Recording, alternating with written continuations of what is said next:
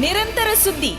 ಈತ ಕಳೆದ 1 ವರ್ಷಗಳಿಂದ ಬೆಟ್ಟಿಂಗ್ ದಂಧೆಯ ಬಗ್ಗೆ ಪ್ರಮೋಷನ್ ಮಾಡುವಂತಹ ಯೂಟ್ಯೂಬ್ ಚಾನಲನ್ನು ನಡೆಸ್ತಾ ಇದ್ದ. ಇದು ಎಲ್ಲವೂ ಇನ್ಸ್ಟಾಗ್ರಾಮ್ನ ಟ್ರೋಲ್ ಪೇಜ್ಗಳು ಮಾಡಿದಂತಹ ಒಂದು ಕಿತಾಪತಿ. ಅಂತಹ 42 ಟ್ರೋಲ್ ಪೇಜ್ಗಳನ್ನು ಬಳಸಿಕೊಂಡು ಧರ್ಮಸ್ಥಳದ ವಿರುದ್ಧ ಸಮೀರ್ ಮಾಡಿದ ವಿಡಿಯೋವನ್ನು ಮಾರ್ಕೆಟಿಂಗ್ ಮಾಡಲಾಗಿದೆ. ಅದು ಈಗ ಅಲ್ಲೋಲ ಕಲ್ಲೋಲ ಎಬ್ಬಿಸಿರುವುದು. ಆತನ ಚಾನಲ್ಗೆ ಆತನೇ ಸ್ಟ್ರೈಕ್ ಹಾಕಿ ವಿಡಿಯೋ ಬಂದ್ ಮಾಡಿಸಿದ.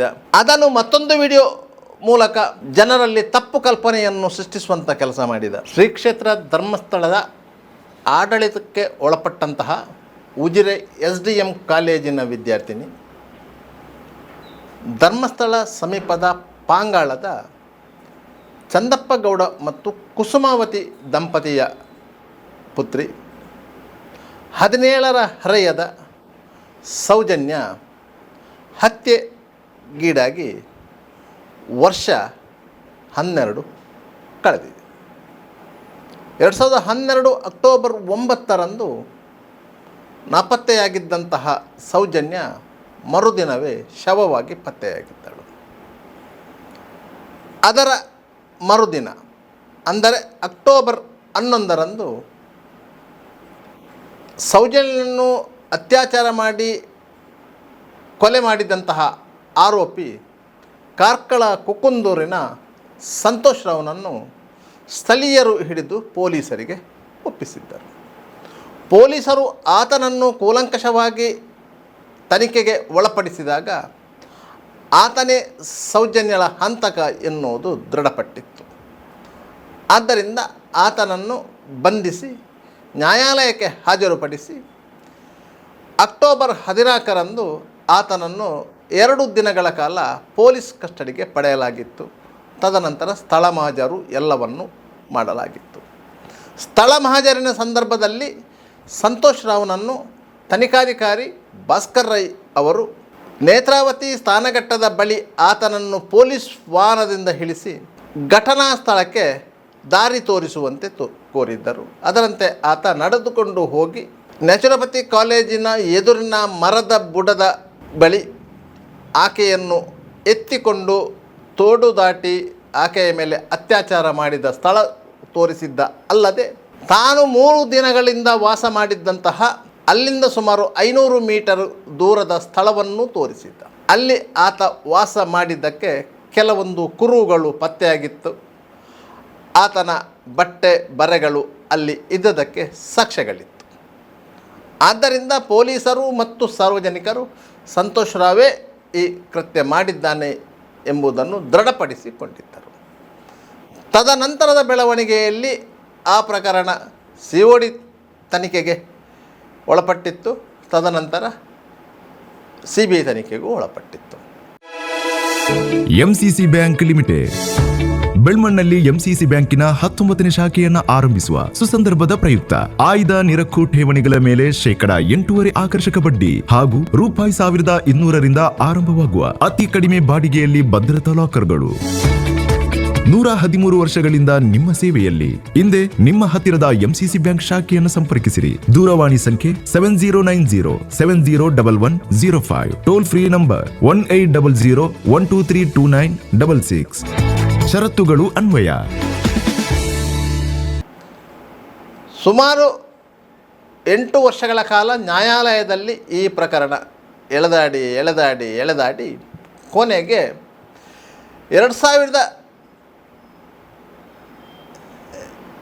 2024ರಲ್ಲಿ ಆರೋಪಿ ದೋಷಮುಕ್ತಗೊಂಡ.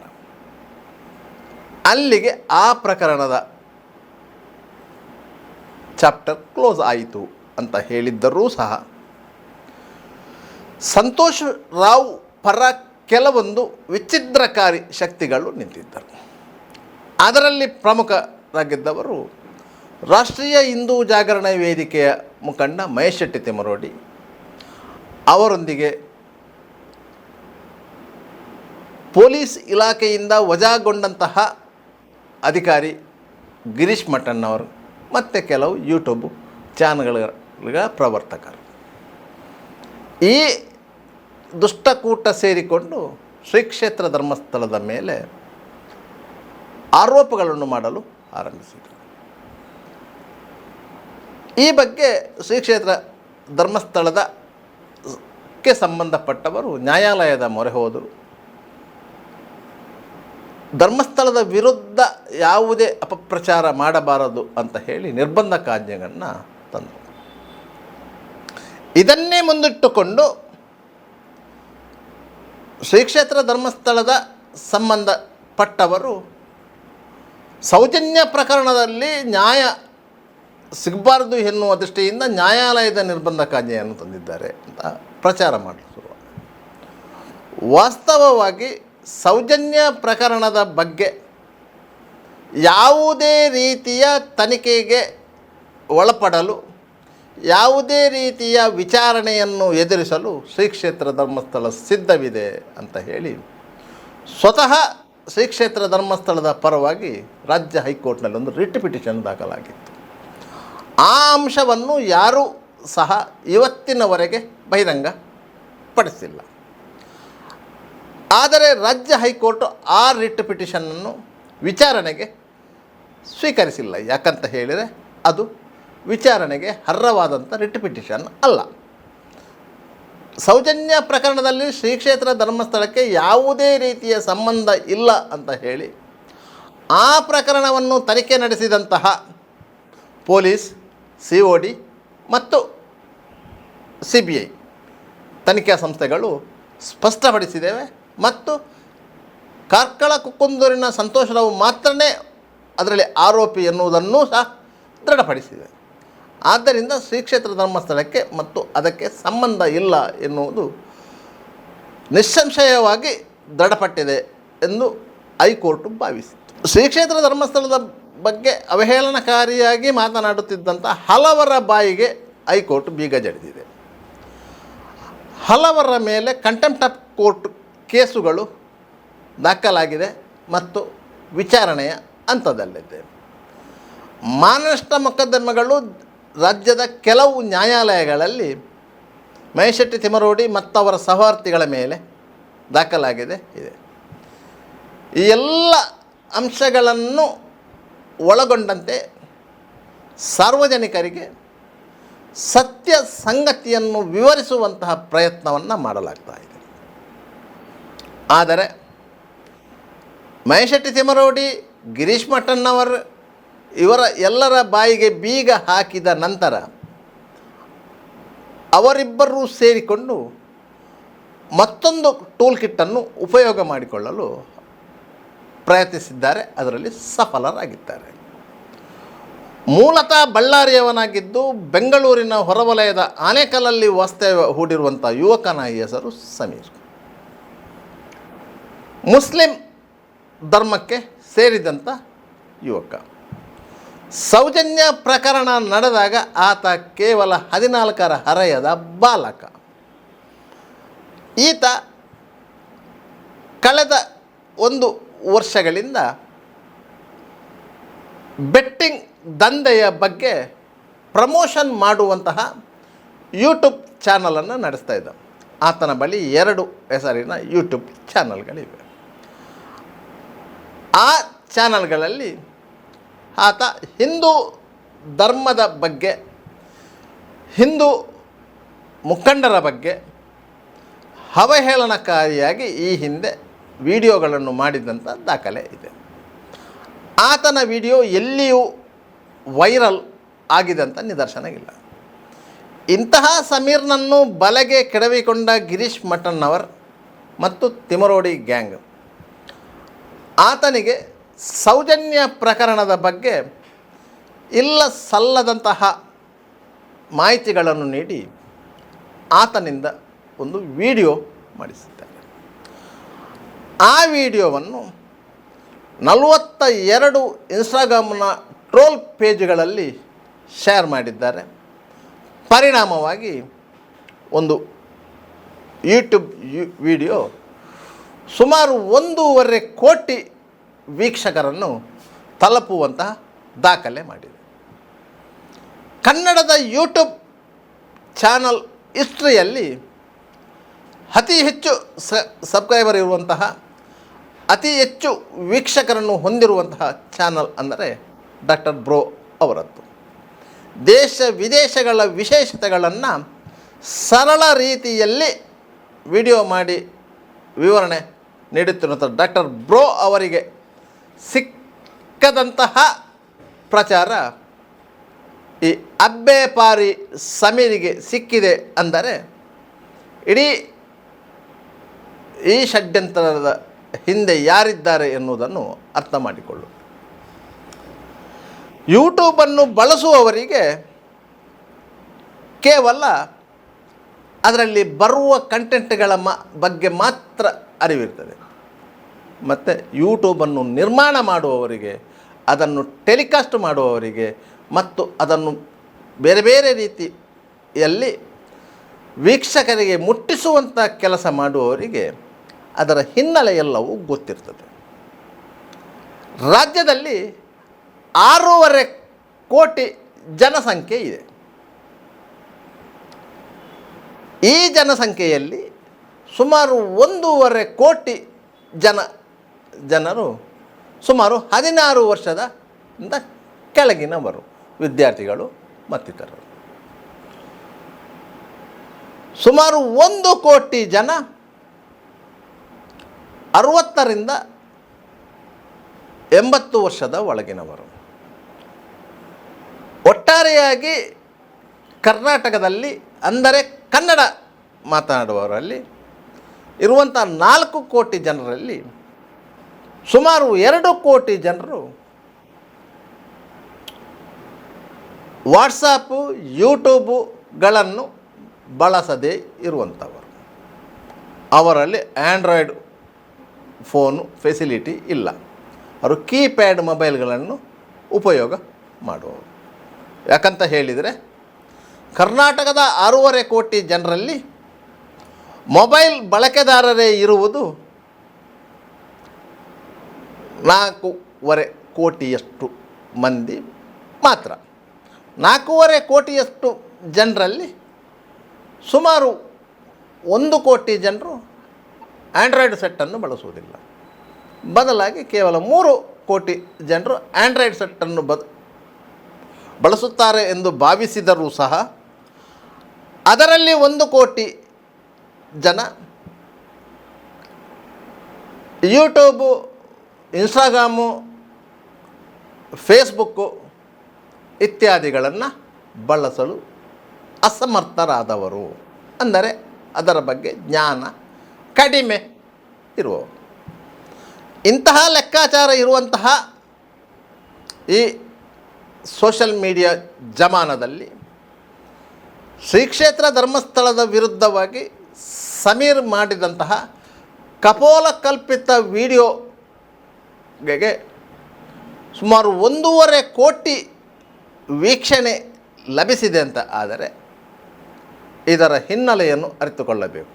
ಇದು ಎಲ್ಲವೂ ಇನ್ಸ್ಟಾಗ್ರಾಮ್ನ ಟ್ರೋಲ್ ಪೇಜ್ಗಳು ಮಾಡಿದಂತಹ ಒಂದು ಕಿತಾಪತಿ. ಈ ಇನ್ಸ್ಟಾಗ್ರಾಮ್ನ ಟ್ರೋಲ್ ಪೇಜ್ಗಳಿಗೆ ಪೇಯ್ಡ್ ಪ್ರಮೋಷನ್ ಅಂತ ಒಂದು ಸಿಸ್ಟಮ್ ಇದೆ. ಯಾವುದೇ ರೀತಿಯ ಒಂದು ಉತ್ಪನ್ನವನ್ನು ನೀವು ಮಾರ್ಕೆಟಿಂಗ್ ಮಾಡಬೇಕಾದ್ರೆ ಅದಕ್ಕೊಂದು ಪ್ರಚಾರ ಬೇಕು. ಅದಕ್ಕಾಗಿ ಯಾವುದೇ ಸಂಸ್ಥೆಗಳು, ಕಂಪೆನಿಗಳು ಇಂತಹ ಸೋಷಲ್ ಮೀಡಿಯಾ ನೆಟ್ವರ್ಕ್ಗಳನ್ನ ಬಳಸ್ಕೊಳ್ತವೆ. ಆ ಬಳಸಿಕೊಳ್ಳುವಂಥ ಸಂದರ್ಭದಲ್ಲಿ ಈ ಟ್ರೋಲ್ ಪೇಜ್ಗಳು ಅದಕ್ಕೊಂದು ಅಮೌಂಟು ಫಿಕ್ಸ್ ಮಾಡ್ತವೆ. ಅದು ಸಾಮಾನ್ಯವಾಗಿ ಮಾಧ್ಯಮಗಳಿಗೆ ಜಾಹೀರಾತು ಕೊಡುವ ರೀತಿಯಲ್ಲಿ ಆ ಕಂಟೆಂಟನ್ನು ಟ್ರೋಲ್ ಪೇಜ್ಗಳು ಒಂದು 10 ಲಕ್ಷ ಮೊಬೈಲ್ಗಳಿಗೆ ಫಾರ್ವರ್ಡ್ ಮಾಡ್ತವೆ. ಯಾವುದೇ ಮೊಬೈಲಿಗೆ ಹೊಸ ಕಂಟೆಂಟ್ ಬಂದ ಕೂಡಲೇ ಕುತೂಹಲದಿಂದ ಪ್ರತಿಯೊಬ್ಬರು ಅದನ್ನು ಓಪನ್ ಮಾಡಿ ನೋಡ್ತಾರೆ. ಆ ಸಂದರ್ಭದಲ್ಲಿ ನೋಡ್ಬೋದು, ಇಲ್ಲದ್ರೆ ಅವಕಾಶ ಸಿಕ್ಕಿದ ಸಂದರ್ಭದಲ್ಲಿ ನೋಡ್ಬೋದು. ಒಟ್ಟಾರೆಯಾಗಿ ಯೂಟ್ಯೂಬ್ನಲ್ಲಿ ಕೌಂಟು ಆರಂಭವಾಗ್ತದೆ, ಅದರ ನಂತರ ಅದು ಬೆಳೀತಾ ಹೋಗ್ತದೆ. ಅದರಿಂದಾಗಿ ಆ ಪ್ರಾಡಕ್ಟಿಗೆ ಒಂದು ರೀತಿಯ ಮಾರ್ಕೆಟ್ ಸಿಗ್ತದೆ. ಆ ಮಾರ್ಕೆಟಿನ ಆಧಾರದಲ್ಲಿ ಟ್ರೋಲ್ ಪೇಜ್ಗಳಿಗೆ ಪೇಮೆಂಟ್ ಆಗುತ್ತೆ ಮತ್ತು ಫಿಕ್ಸೆಡ್ ಪೇಮೆಂಟ್ಗಳು ಇದೆ. ಅಂತಹ 42 ಟ್ರೋಲ್ ಪೇಜ್ಗಳನ್ನು ಬಳಸಿಕೊಂಡು ಧರ್ಮಸ್ಥಳದ ವಿರುದ್ಧ ಸಮೀರ್ ಮಾಡಿದ ವಿಡಿಯೋವನ್ನು ಮಾರ್ಕೆಟಿಂಗ್ ಮಾಡಲಾಗಿದೆ. ಅದು ಈಗ ಅಲ್ಲೋಲ ಕಲ್ಲೋಲ ಎಬ್ಬಿಸಿರುವಂಥದ್ದು. ಈಗ ಧರ್ಮಸ್ಥಳದ ವಿರುದ್ಧ ಮಾಡಿದಂಥ ಒಂದು ವಿಡಿಯೋ ಈ ರೀತಿಯಾಗಿ ವೈರಲ್ ಆಗುತ್ತಿದ್ದಂತೆಯೇ ಎಚ್ಚೆತ್ತುಕೊಂಡಿರುವ ಸತ್ತು ಹೋಗಿರುವಂಥ ಯೂಟ್ಯೂಬ್ ಚಾನಲ್ಗಳು ಇದೇ ವಿಷಯವನ್ನು ಇಟ್ಕೊಂಡು ಕೆದಕಕ್ಕೆ ಆರಂಭ ಮಾಡಿತ್ತು. ಸಮೀರ್ ಮಾಡಿದ ವಿಡಿಯೋವನ್ನೇ ರೀಪ್ರೊಡ್ಯೂಸ್ ಮಾಡಿತ್ತು. ಇದನ್ನು ಗಮನಿಸಿದಂಥ ಸಮೀರ್ ಆತನ ಚಾನಲಿಗೆ ಆತನೇ ಸ್ಟ್ರೈಕ್ ಹಾಕಿ ವಿಡಿಯೋ ಬಂದ್ ಮಾಡಿಸಿದ.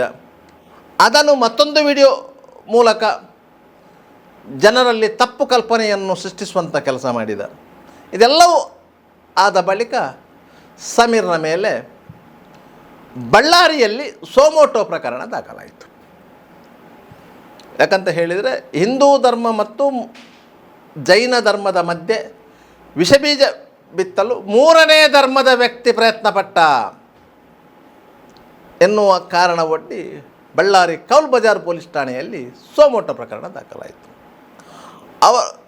ಬಳ್ಳಾರಿಯಲ್ಲಿ ಯಾಕೆ ದಾಖಲಾಯಿತು ಅಂದರೆ ಸಮೀರ್ನ ಮೂಲ ವಿಳಾಸವಿರುವುದು ಬಳ್ಳಾರಿಯಲ್ಲಿ. ಆದ್ದರಿಂದ ಕೌಲ್ ಬಜಾರ್ ಪೊಲೀಸರು ಸಮೀರ್ನ ಅಡ್ರೆಸ್ ಹುಡುಕಿಕೊಂಡು ಬೆಂಗಳೂರಿನ ಆನೆಕಲ್ಲ ಆತನ ಮನೆಗೆ ಬಂದರು. ಆತನಿಗೆ 41A ಅಡಿಯಲ್ಲಿ ನೋಟಿಸ್ ಕೊಡುವುದು ಮಾತ್ರ ಅವರ ಉದ್ದೇಶ ಆಗಿತ್ತು.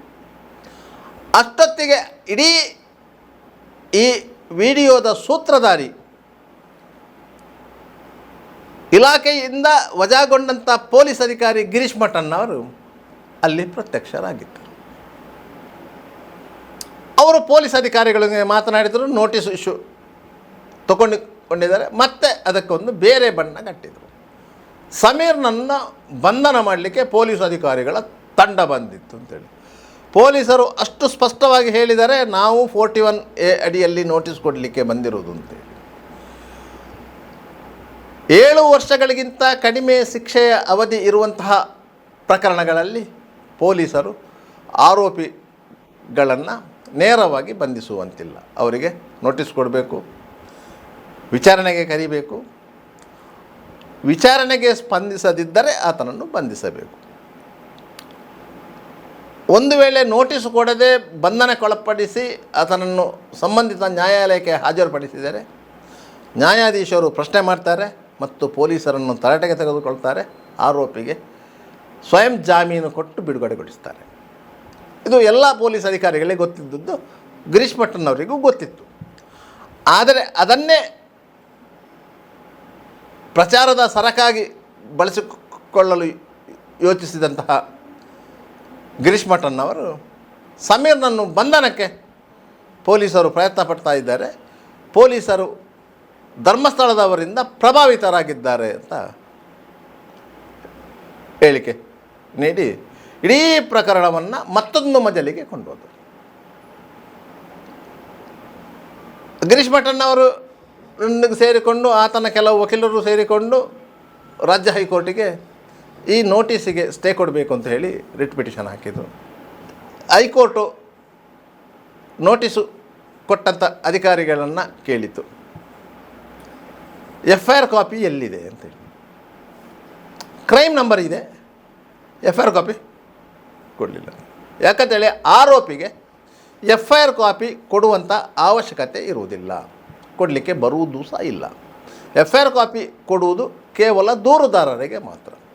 ಈ ಪ್ರಕರಣದಲ್ಲಿ ಅಂದರೆ ಕೌಲ್ ಬಜಾರ್ ಪೊಲೀಸ್ ಠಾಣೆಯಲ್ಲಿ ಯೂಟ್ಯೂಬರ್ ಸಮೀರ್ ಮೇಲೆ ದಾಖಲಾಗಿರುವಂತಹ ಪ್ರಕರಣದಲ್ಲಿ ಸೋಮೋಟೋ ಪ್ರಕರಣ ಪೊಲೀಸ್ ಇನ್ಸ್ಪೆಕ್ಟರ್ ಸ್ವಯಂ ದೂರುದಾರರಾಗಿ ದಾಖಲಿಸಿಕೊಂಡಂಥ ಪ್ರಕರಣ. ಆದ್ದರಿಂದ ಅಲ್ಲಿ FIR ಕಾಪಿಯನ್ನು ಆರೋಪಿಗೆ ಕೊಡುವಂಥ ಪ್ರಶ್ನೆ ಇಲ್ಲ. ಆದರೆ ನ್ಯಾಯಾಲಯ ಆತನ ಬಂಧನಕ್ಕೆ ಅವಕಾಶ ನೀಡಲಿಲ್ಲ, ಆತನ ಸಮಜಾಯಿಸಿಗೆ ಕೇಳಬೇಕು ಅನ್ನುವಂಥ ಸೂಚನೆ ನೀಡಿದೆ. ಆದರೆ ಈ ಪ್ರಕರಣದಲ್ಲಿ ಮಾತ್ರ ಸಮೀರಿಗೆ ರಿಲೀಫ್ ಸಿಕ್ಕಿದೆ ಹೊರತು ಬೇರೆ ಬೇರೆ ಕಡೆಗಳಲ್ಲಿ ದಾಖಲಾಗುವಂಥ ಪ್ರಕರಣಗಳಿಗೆ ಅಲ್ಲ. ಯಾಕಂತ ಹೇಳಿದರೆ ಒಂದು ಕಡೆಯಲ್ಲಿ ಒಂದು ಪ್ರಕರಣ ದಾಖಲಾದರೆ ಆ ಪ್ರಕರಣಕ್ಕೆ ಸಂಬಂಧಪಟ್ಟಂತೆ ಮಾತ್ರ ಹೈಕೋರ್ಟು ರಿಟ್ ಅರ್ಜಿಯ ಮೇಲೆ ತೀರ್ಮಾನ ಮಾಡಬಹುದು. ಬೇರೆ ಬೇರೆ ಕಡೆಗಳಲ್ಲಿ ಇದೇ ವಿಚಾರಕ್ಕೆ ಸಂಬಂಧಪಟ್ಟಂತೆ ಕೇಸುಗಳು ದಾಖಲಾದರೆ ಯಾವ ಕೋರ್ಟು ಆತನ ಬೆಂಬಲಕ್ಕೆ ಬರುವುದಿಲ್ಲ. ಅದು ಪ್ರಶ್ನೆ ಬೇರೆ. ಇದೀಗ ಈ ಟೂಲ್ ಕಿಟ್ನ ಹಿನ್ನೆಲೆಯಲ್ಲಿ ಇರುವವರು ಯಾರು ಎನ್ನುವುದು ಸ್ಪಷ್ಟ ಆಗಿದೆ. ಮಹೇಶೆಟ್ಟಿ ತಿಮರೋಡಿ, ಗಿರೀಶ್ ಮಟ್ಟಣ್ಣವರು ಮತ್ತು ಅವರನ್ನು ಬಳಸಿಕೊಂಡಂಥ ಬೇರೆ ಹಿತಾಸಕ್ತಿಗಳು ಈ ಪ್ರಕರಣದಲ್ಲಿ ಕೈಯಾಡಿಸಿದೆ.